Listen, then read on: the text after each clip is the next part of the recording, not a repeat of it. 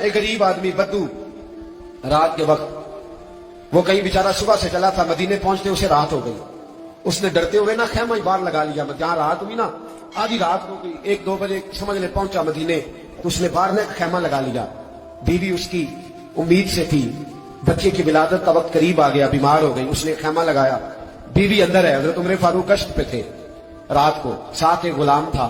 حضرت عمر فاروق رضی اللہ تعالیٰ عنہ کہنے لگے وہ آگ جل رہی ہے تھوڑی سی، پتہ کرو کون ہے. تو آپ کا غلام پتہ کرنے گیا تو بدو نے ڈانٹ دیا، کہنے لگے جاؤ تمہیں کیوں بتاؤں. حضرت عمر خود گئے، کہنے لگے مسافر بھائی بتا تو صحیح. کہنے لگا جی چھوڑے، میں آپ کو کیوں بتاؤں، میں کون ہوں، کیسے آیا ہوں. فرمایا خیمے کے اندر سے کراہنے کی آواز آتی، کوئی درد سے چیخ رہا ہے، بتا ہمیں بات کیا ہے.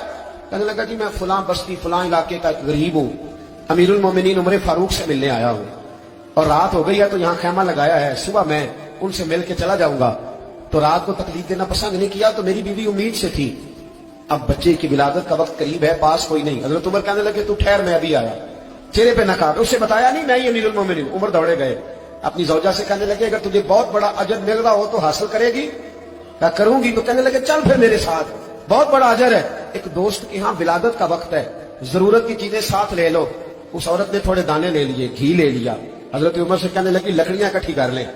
امیر المومنین کاؤنسلر کی بات نہیں بتا رہا آپ کو، میں آپ کو MP A کی بات نہیں بتا رہا، MNA کی بات نہیں بتا رہا، جو 10 گاؤں کو ملا کے چیئرمین بنا اس کی بات نہیں بتا رہا. اس کی بات بتا رہا ہوں جو 22 لاکھ مربع میل کا حکمران ہے. اس کی بات بتا رہا ہوں جو گلی سے گزرے تو شیطان رستہ ہی بدل جاتا ہے. اس کی بات بتا رہا ہوں جس کے بارے میں میرے مصطفیٰ کریم صلی اللہ تعالیٰ علیہ وآلہ وسلم نے فرمایا میرا عمر تو وہ ہے کہ 950 سال حضرت جبریل بھی اس کی شان بیان کرے تو عظمت ختم نہیں ہوتی. اتنا بڑا شخص. حضرت عمر نے لکڑیاں اکٹھی کی، اینٹوں کا روڑے لے کے چولہا بنایا، پہنچ گئے. آپ کی زوجہ کہنے لگی یہ تھوڑے دانے ڈال لیں، گھی ڈال لیں اور ایک لکڑی لے کے اس کو ہلائیں، تیار کریں. خود زوجہ اندر چلی گئی. حضرت عمر باہر پکانے لگے. وہ بدو کہتا ہے میں اس طرح کا ان کے ساتھ بہیو کرنے لگا جیسے کو کسی چوکیدار کے ساتھ نہیں کرتا. میں نے سمجھا جی عمر نے چوکیدار رکھے آنے جانے والے مہمانوں کا. میں کبھی پانی کا پیالہ مانگتا، کبھی کوئی بات. عمر دوڑے جاتے، کبھی پانی لاتے. او مسلمانوں، او میرے رسول کے غلاموں، عزیزو. حضرت عمر فاروق وہ غلام کہتا ہے میں عمر سے کہتا، میں کہتا غلام پانی لا تو عمر دوڑ کے پانی لاتے. میں کہتا تجھے گھی پکانا بھی آتا ہے، پہلے بھی کبھی پکایا ہے؟ تو عمر فرماتے کوشش تو کر رہا ہوں. میں کہتا پہلے بھی کبھی تیری بیوی نے یہ کام کیا ہے؟ تو حضرت عمر کہنے لگے مجھے یاد نہیں، پوچھ کے بتاؤں گا. کہتے کیا رنگ تھا، کیا انداز تھا، کیا مصطفیٰ کی تربیت تھی، کیا انداز حضور نے سکھائے غلاموں کو. یہ کس طرح کا امیر ہے کہ یہ ہنڈیاں پکا رہا ہے، پھونکے مار رہا ہے ایک غریب کے لیے، دیہاتی کے لیے جسے جانتے بھی نہیں. اندر اس شخص کی بیوی کے ہاں بیٹا پیدا ہوا تو حضرت عمر کی بیوی اندر سے بول کے کہنے لگی امیر المومنین مبارک ہو، آپ کے دوست کے ہاں بیٹا پیدا ہوا ہے. جب کہا نا امیر المومنین مبارک ہو تو وہ شخص کہتا ہے میرے ہاتھ کانپنے لگے اور میں اس طرح دوڑا کہ میری پگڑی گر گئی. میں دوڑا تو عمر نے بلایا، کہا کدھر جاتے ہو؟ کہنے لگا آپ امیر المومنین ہیں، آپ امیر المومنین، آپ عمر ہیں.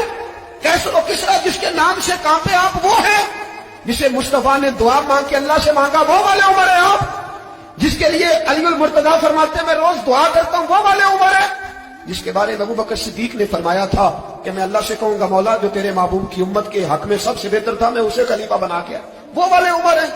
عمر امیر المومنین کی بیوی وہ تو خاتون اول ہوتی ہے، وہ تو ملکہ ہوتی ہے، اور تیری بیوی دائی بن کر ایک غریب کے بچے کے پاس بیٹھی رہی ہے ولادت کے وقت. عمر امیر المومنین ہو کے تیری داڑھی ساری دھومے سے بھر گئی تو ڈیوٹی کرتا رہا.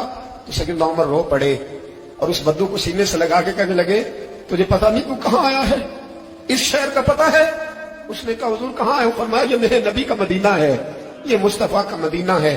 یہاں امیروں کا استقبال نہیں ہوتا، یہاں غریبوں کے استقبال ہوتے.